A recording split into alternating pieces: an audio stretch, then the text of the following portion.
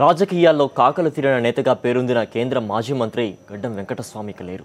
కార్మిక నేతగా ప్రస్థానం ప్రారంభించి కాంగ్రెస్ పార్టీలో అంచెలంచెలుగా ఎదిగిన ఆయన నిన్న రాత్రి హైదరాబాద్లోని కేర్ ఆసుపత్రిలో తుది శ్వాస విడిచారు. ప్రజలు కాంగ్రెస్ శ్రేణుల సందర్శనార్థం ఇవాళ ఆయన భౌతిక కాయాన్ని గాంధీభవన్లో ఉంచుతారు.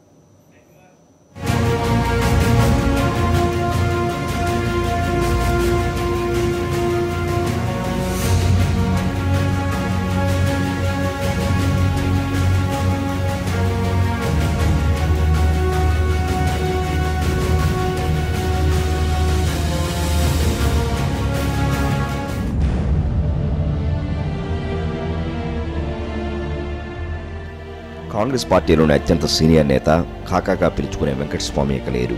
ఆసుపత్రిలో చికిత్స పొందుతూ తిరిగిరాని లోకాలకు తరలిపోయారు. ఛాతీ నొప్పితో అనారోగ్యానికి గురై దాదాపు 5 నెలలుగా ఆయన ఆసుపత్రిలోనే చికిత్స పొందుతున్నారు. వారం క్రితం ఆరోగ్యం మరింత క్షీణించడంతో ఐసీయూలోకి మార్చారు. క్రమంగా శ్వాస సరిగా తీసుకోలేకపోవడంతో మూత్రపిండాల పనితీరు మందగించింది. దీంతో ఆయన్ను వెంటిలేటర్పై ఉంచి డయాలసిస్ చేస్తూ వచ్చారు. వైద్యులు శతవిధాలుగా ప్రయత్నించినా ఫలితం లేకపోయింది. ఆయన కన్నుమూసే సమయంలో కుమారుడు మాజీ ఎంపీ వివేక్, మాజీ మంత్రి వినోదులతో పాటు కూతురు, మనవళ్లు, మనవరాళ్లు అక్కడే ఉన్నారు. కాకా మరణ వార్త తెలుసుకున్న కాంగ్రెస్ శ్రేణులు కేర్ ఆసుపత్రికి తరలి వచ్చారు. వెంకటస్వామి భౌతికాయం వద్ద నివాళులర్పించారు. కుటుంబ సభ్యులను ఓదార్చారు. రాత్రి పొద్దుపోయిన తర్వాత వెంకటస్వామి మృతదేహాన్ని సోమాజిగూడలోని వివేక్ ఇంటికి తరలించారు. ఇవాళ ఊరేగింపుగా పంజాగుట్ట శ్మశాన వాటికకు తీసుకువెళ్లి మధ్యాహ్నం అంత్యక్రియలు నిర్వహిస్తారు.